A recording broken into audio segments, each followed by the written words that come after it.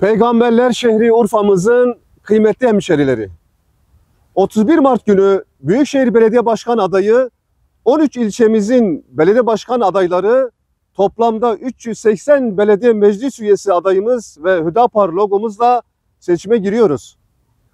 Doğru adımlarla, emin vasıflı ve memleketin maslahatını önceleyen adaylarla yola çıkmışız.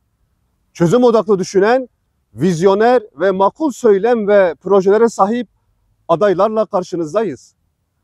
Emanete ihanet etmeyecek, dürüstlüğü hayatının her alanında, adaleti her anında olacak, hizmeti ise Allah'ın rızasına kavuşma ümidiyle yapacak adaylarla karşınızdayız.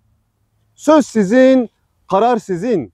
Eski adaylar ve yeniden eski adaylarla rant ve saltanat siyaseti mi, yoksa dürüst siyaset, gerçek adaletle donanmış yepyeni bir siyaset mi?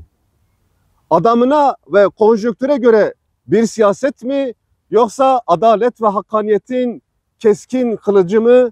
Karar sizin. Oy mesuliyet demek, oy vekaletname demek, oy sorumluluk demek. Gelin bu güzel şehrin emanetini Yusuf ahlaklı adaylara verelim.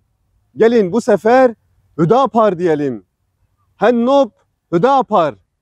Nofin riyahu bida Hüdapar. Evcar Hüdapar. Bu sefer Hüdapar.